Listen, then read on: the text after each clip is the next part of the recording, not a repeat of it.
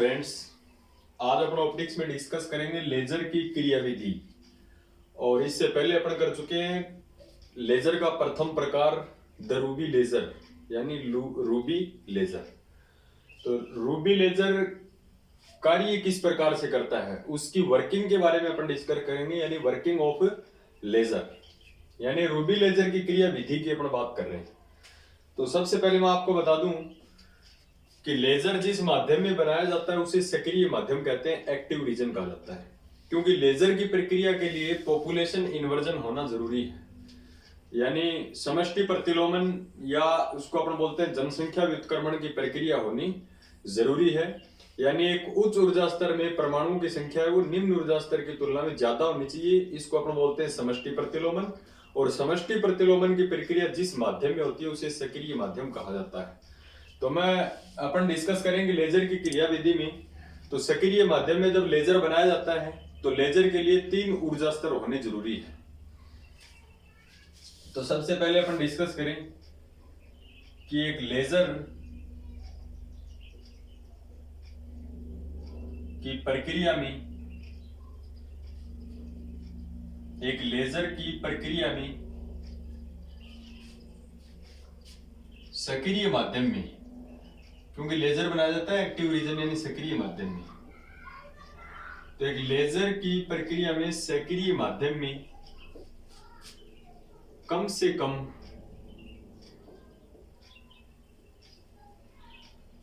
3 ऊर्जा स्तर, इंपॉर्टेंट है एक लाइन, कम से कम 3 ऊर्जा स्तर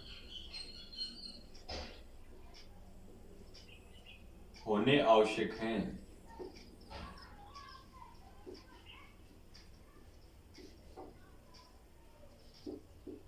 तो अपने से पूछे कि लेजर की प्रक्रिया किस माध्यम में की जाती है, तो वो होती है सक्रिय माध्यम यानी एक्टिव रीजन में।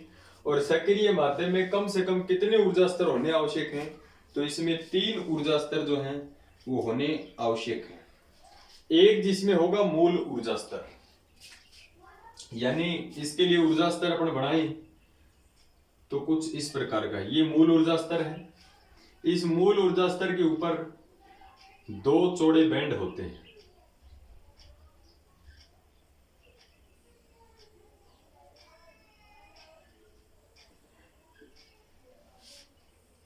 और इनके बीच में एक विभक्त ऊर्जा स्तर होता है।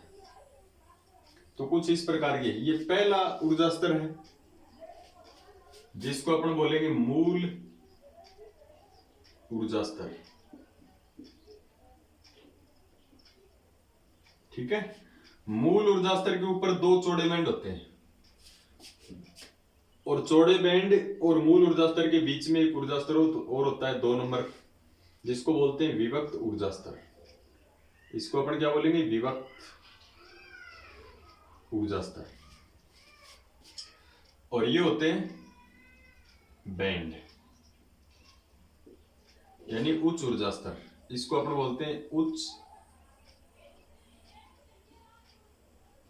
ऊर्जा स्तर। ये 3 नंबर होता है, इसको बोल देते हैं 3A बैंड, इसको बोल देते हैं 3B बैंड। तो ये ऊर्जा स्तर होने जरूरी है। एक लेजर की प्रक्रिया में सक्रिय माध्यम में कम से कम 3 ऊर्जा स्तर होने आवश्यक है। एक मूल ऊर्जा स्तर, और मूल ऊर्जा स्तर के ऊपर 2 चौड़े बैंड, और इस चौड़े बैंड के 3A के ठीक नीचे एक विभक्त ऊर्जा स्तर होता है। इस विभक्त ऊर्जा स्तर में 2 एनर्जी लेवल होते हैं, ये फर्स्ट है ये सेकंड है। तो ये 3 प्रकार के ऊर्जा स्तर होने जरूरी है।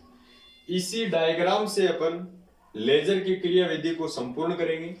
तो सबसे पहले इसके बारे में डिस्कस कर लेते हैं कि मूल ऊर्जा स्तर के ऊपर क्या होते हैं, 2 चौड़े बैंड होते हैं 3A और एक का नाम है 3B।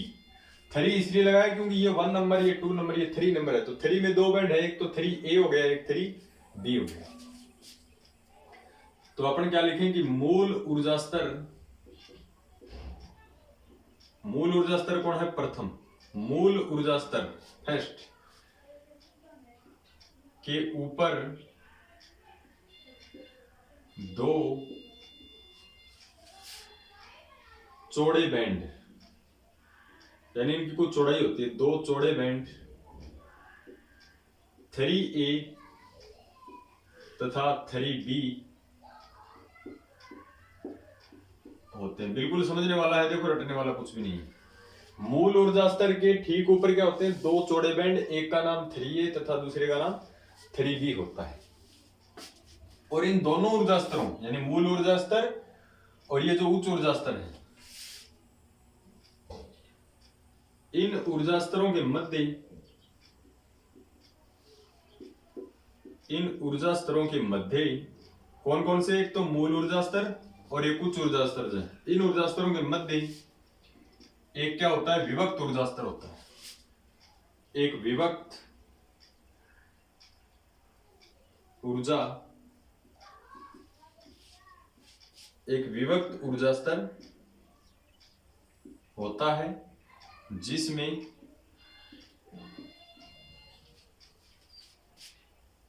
दो ऊर्जा लेवल यानी दो ऊर्जा स्तर होते हैं। ये अपने को ध्यान रखना है। मूल ऊर्जा स्तर के ऊपर तो क्या होते हैं, दो चौड़े बैंड 3A तथा 3B होते हैं, और मूल ऊर्जा स्तर और उच्च ऊर्जा स्तर के बीच में एक विभक्त ऊर्जा स्तर होता है। इस विभक्त ऊर्जा स्तर में दो एनर्जी लेवल होते हैं। इसके बारे में अपन डिस्कस करते हैं। और ध्यान रखना है, कई बार अपने से ये पूछता है, और इसमें विशेष ध्यान रखना है कि दो, ये जो विभक्त ऊर्जा स्तर है 2 नंबर, इसमें दो जो एनर्जी लेवल है इनके बीच का गैप होता है, कुछ एक अंतराल होता है, जिनके मध्य, इनकी बात कर रहे हैं अपन, इन दोनों की, जिनके मध्य 29 पर सेंटीमीटर ऊर्जा अंतराल यानी एनर्जी गैप, ऊर्जा अंतराल होता है। तो ये तो ऊर्जा स्तर जो है इसकी थ्योरी है, आपको रटना नहीं है कि लेजर की प्रक्रिया में कम से कम 3 ऊर्जा स्तर होने जरूरी है। एक मूल ऊर्जा स्तर, मूल ऊर्जा स्तर के ऊपर दो चौड़े बैंड 3A तथा 3B होते हैं। इन दोनों ऊर्जा स्तरों के बीच में एक विभक्त ऊर्जा स्तर होता है। इस विभक्त ऊर्जा स्तर में दो एनर्जी लेवल होते हैं। इन दोनों एनर्जी लेवलों के बीच का गैप जो है वो कितना है, 29 सेंटीमीटर पर सेंटीमीटर। अब देखो इसकी ये वर्किंग कैसे करता है, इसके बारे में अपन डिस्कस करते हैं।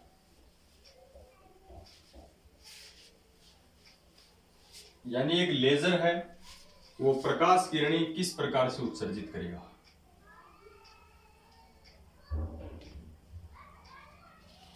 देखो सबसे पहले क्या करता है कि इसमें एटम जो है वो कहां रहते हैं, मूल ऊर्जा स्तर में रहते हैं। सामान्यतः जितने भी एटम है वो कहां रहते हैं, मूल ऊर्जा स्तर में। ये मूल ऊर्जा स्तर वाले जो परमाणु हैं वो फोटोन को अवशोषित करके कहां पहुंचेंगे, या तो 3A बैंड में संक्रमण करेंगे या 3B बैंड में। जिसकी एनर्जी कम होगी वो 3A बैंड में संक्रमित करेगा, जिसकी एनर्जी थोड़ी सी ज्यादा होगी वो 3B में चला जाएगा। क्योंकि अपन पढ़ते हैं कि एक परमाणु मूल ऊर्जा स्तर में होता है और ऊर्जा को ग्रहण करके वो उच्च ऊर्जा स्तर में संक्रमण करता है। तो उच्च ऊर्जा स्तर कौन है अपने पास, ये चौड़े बैंड है, एक 3A और एक 3B। तो सबसे पहले अपन डिस्कस करें, और इसमें रूबी लेजर में ये जो आयन होते हैं, परमाणु जो एटम अपन बोल रहे हैं किसके होते हैं, क्रोमियम आयन होते हैं। क्योंकि रूबी लेजर का रेड जो कलर है वो क्रोमियम आयनों की वजह से ही होता है। तो मान लें कि मूल ऊर्जा स्तर के अंदर कौन है, क्रोमियम के आयन है। क्रोमियम के आयन फोटोन को अब्सॉर्ब यानी अवशोषित करके कहां पहुंचेंगे, उच्च ऊर्जा स्तर में, यानी 3A या 3B में, कौन से में भी संक्रमण कर सकता है। यानी इस प्रकार की प्रोसेस होगी। मूल ऊर्जा स्तर से या तो एटम किस में संक्रमण करेगा, 3A बैंड में, या जिसकी एनर्जी थोड़ी ज्यादा हो गई वो किस में चला जाएगा, 3B के अंदर, यानी जाएगा उच्च ऊर्जा स्तर में। तो देखो इंपॉर्टेंट है, क्रोमियम आयन रूबी लेजर में कौन होते हैं, क्रोमियम के आयन। क्रोमियम आयन किसको अवशोषित करके, फोटोन को अवशोषित करके, फोटोन को अवशोषित करके 3A या 3B बैंड में संक्रमण करते हैं। सबसे पहले ध्यान रखना है, क्रोमियम के आयन फोटोन को अवशोषित करके या तो 3A बैंड में जाएगा या 3B बैंड में जाएगा, क्योंकि अपनी थ्योरी क्या कहती है कि मूल ऊर्जा स्तर से एटम है वो फोटोन को अवशोषित करके उच्च ऊर्जा स्तर में जाता है। ध्यान रखना, उच्च ऊर्जा स्तर की जगह ये दोनों बैंड काम कर रहे हैं, तो उसमें कौन से भी एनर्जी लेवल के अंदर संक्रमण कर सकता है। लेकिन अपन साथ साथ में ये भी पढ़ते हैं कि उच्च ऊर्जा स्तर में परमाणु का जीवन काल लगभग 10⁻⁻8 सेकंड होता है। इतने टाइम के बाद में तो इनको वापिस आना पड़ेगा। उच्च ऊर्जा स्तर में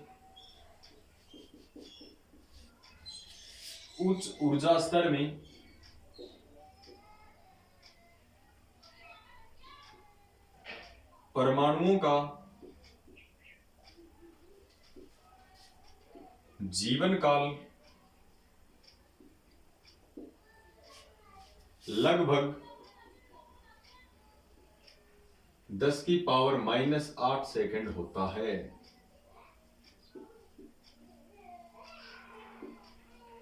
उच्च ऊर्जा स्तर में परमाणुओं का जीवन काल जो है वो कितना होता है, लगभग 10⁻⁸ सेकंड होता है। इतने समय के बाद में एक विशेष ध्यान रखना है कि ये उच्च ऊर्जा स्तर से सीधे जरूरी नहीं कि मूल ऊर्जा स्तर में गिरे, बीच में जो गैप है इसके अंदर आएंगे। 3A का एटम है वो 2 में आएगा, 3B का एटम है वो भी किसमें आएगा, एनर्जी लेवल 2 में। लेकिन विशेष क्या है कि 3A जो नीचे बैंड है इसका एटम नीचे वाले एनर्जी लेवल में आएगा। आएंगे दोनों नंबर 2 में ही, दोनों डायरेक्ट इसमें नहीं गिरेंगे।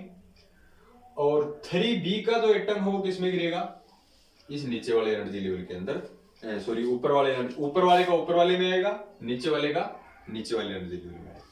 यानी इतने समय के बाद, इतने समय पश्चात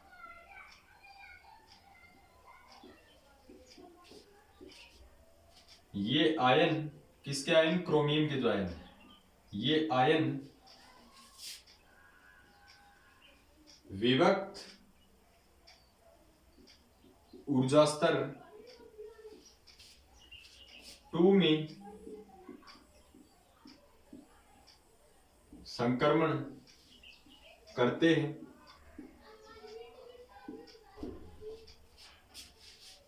इस विभक्त ऊर्जा स्तर का दूसरा नाम है मित स्थायी ऊर्जा स्तर। इस विभक्त ऊर्जा स्तर को मित स्थायी, जिसको अपन इंग्लिश में बोलते हैं मेटास्टेबल, मित स्थायी ऊर्जा स्तर कहते हैं। तो ध्यान रखना है कि एटम नीचे से ऊपर चला गया उच्च ऊर्जा स्तर में। उच्च ऊर्जा स्तर में परमाणु का जीवन काल लगभग 10⁻⁻8 सेकंड होता है। इतने टाइम के बाद में ये आयन है विभक्त ऊर्जा स्तर में संक्रमण करेंगे। यानी कुछ यूं होगा, इसके जो एटम हैं वो इसमें आएंगे, इसके एटम जो है इसमें आएंगे। अब अपने जो आयन है क्रोमियम के कहां तक पहुंच गए हैं, विभक्त ऊर्जा स्तर 2 तक पहुंच गए हैं। और विभक्त ऊर्जा स्तर 2 को अपन कौन सा बोलते हैं, मित स्थायी ऊर्जा स्तर बोलते हैं। अब देखो यहां ये नहीं रहेंगे क्योंकि इनको तो मूल ऊर्जा स्तर में पहुंचना है। ये मूल ऊर्जा स्तर है, मूल ऊर्जा स्तर में इनको पहुंचना है। तो लेजर की प्रक्रिया इंपॉर्टेंट है। ध्यान रखना कि डायरेक्ट जब एटम मूल ऊर्जा स्तर से उच्च ऊर्जा स्तर में संक्रमण करता है तो डायरेक्ट मूल ऊर्जा में नहीं गिरता, वो पहले विभक्त ऊर्जा स्तर में जाता है। विभक्त ऊर्जा स्तर का नाम मित स्थायी ऊर्जा स्तर इसलिए है क्योंकि इसके अंदर परमाणुओं के रुकने का समय ज्यादा है। किसकी तुलना में, उच्च ऊर्जा स्तर की तुलना में। इसके फिक्स टाइम पीरियड की अपन बात करें तो यहां पर एटम रुकता है 10⁻³ सेकंड। यानी इसको विभक्त मित स्थायी ऊर्जा स्तर कहते हैं, विभक्त ऊर्जा स्तर को। और इस ऊर्जा स्तर में, यानी कौन से में, मित स्थायी जो ऊर्जा स्तर है जिसे विभक्त ऊर्जा स्तर भी कहा जाता है, इस ऊर्जा स्तर में परमाणुओं का जीवन काल टाइम पीरियड, यानी परमाणु के रुकने का समय, परमाणुओं का जीवन काल लगभग 10⁻³ सेकेंड होता है। अब अपन बात करें कि इसमें परमाणु के रुकने का टाइम है 10⁻8 सेकेंड, इसमें परमाणु के रुकने का टाइम है 10⁻³ सेकेंड। ज्यादा टाइम कहाँ रुकेंगे, नेगेटिव में है ये वैल्यू, तो ये रुकेंगे मित स्थायी ऊर्जा स्तर में, क्योंकि ये वैल्यू ज्यादा है 10⁻³ सेकेंड। तो इस ऊर्जा स्तर में परमाणुओं का जीवन काल लगभग 10⁻³ सेकेंड होता है, और यह समय उच्च ऊर्जा स्तर की तुलना में कितना ज्यादा है, की तुलना में 10⁻³ और 10⁻8 सेकेंड के बीच का गैप, यानी 10⁻+5 सेकेंड, यानी यह समय उच्च ऊर्जा स्तर की तुलना में 10⁻+5 सेकेंड गुना अधिक है। यानी मित स्थायी ऊर्जा स्तर में परमाणु ज्यादा टाइम तक रुकता है। तो ये जो टाइम है ये उच्च ऊर्जा स्तर की तुलना में 10⁻+5 सेकेंड गुना अधिक है। अब देखो,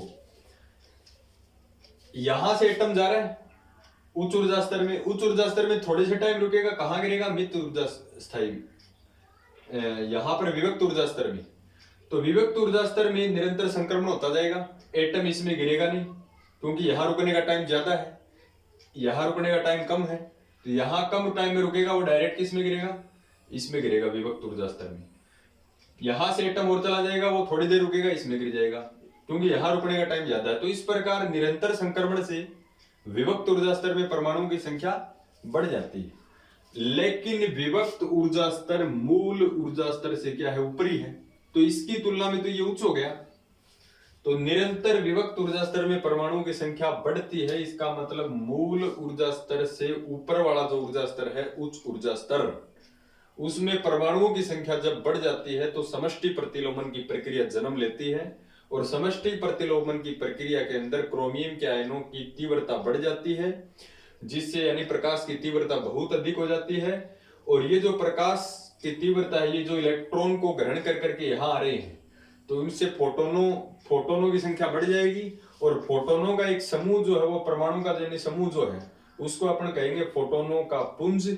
और फोटोनों का पुंज है वो लेजर नलिका जो है, उसमें एक साइड में कम पॉलिश कर रखी है, एक साइड में ज्यादा पॉलिश कर रखी है।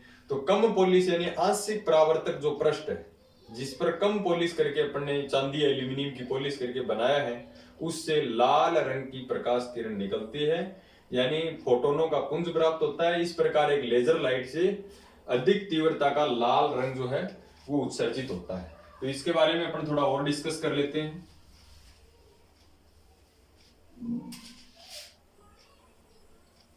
ये देखो डायग्राम से ही थोड़ी इसकी इंपॉर्टेंट है। अब जितने भी एटम हो वो सारे के सारे कहां गिर रहे हैं, विविक्त ऊर्जा स्तर में। तो अपन बात करें कि निरंतर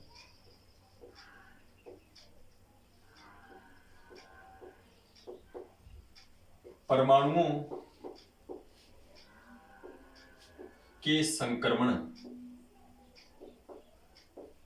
निरंतर परमाणुओं के संक्रमण से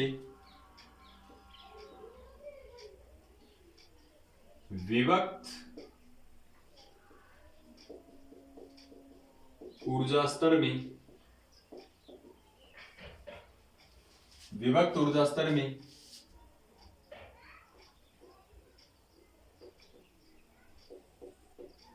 फोटोनों की संख्या बहुत अधिक बढ़ जाती है, बहुत अधिक बढ़ जाती है। क्यों बढ़ती है, दोबारा देखो आप कि इसमें रुकने का टाइम कम है, इसमें रुकने का टाइम ज्यादा है, तो यहां पर आके ये क्या हो जाएंगे, एकत्रित हो जाएंगे। तो विविक्त ऊर्जा स्तर में परमाणुओं की संख्या बहुत अधिक बढ़ जाती है, अर्थात फोटोनों का क्या बन जाएगा, एक समूह बन जाएगा। और मैंने आपको बताया फोटोनों का समूह क्या कहलाता है, फोटोन पुंज, अर्थात फोटोन पुंज प्राप्त होता है। ये फोटोन पुंज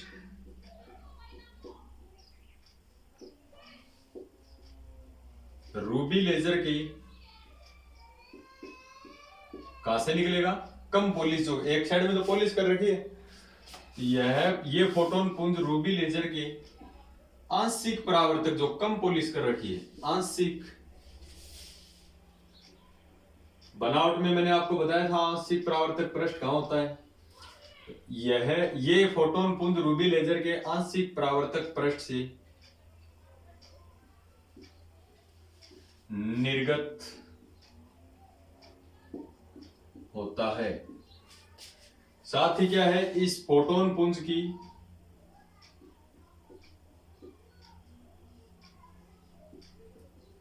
तीव्रता बहुत अधिक यानी तीव्र होती है। इस फोटोन पुंज की तीव्रता बहुत अधिक होती है तथा साथ ही रूबी लेजर से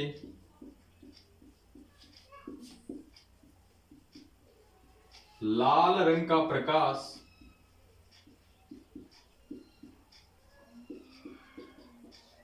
उत्सर्जित होता है। तो ये प्रोसेस है एक लेजर की क्रियाविधि की, जिसमें अपन ने डिस्कस किया था कि लेजर क्या है। तो लेजर में प्रकाश की तीव्रता क्या होती है, बहुत अधिक होती है, और साथ ही साथ एक वर्णीय प्रकाश प्राप्त होता है। तो रेड कलर का प्रकाश है वो प्राप्त होगा, जिसकी तीव्रता बहुत अधिक होगी। तो ये लेजर की क्रियाविधि है। फिर भी कोई प्रॉब्लम है तो आप डिस्कस कर सकते हो। इसके बाद में अपन स्टार्ट करेंगे एक गैस का लेजर है, काफी इंपॉर्टेंट है, जिसका नाम है हीलियम नियॉन गैस लेजर।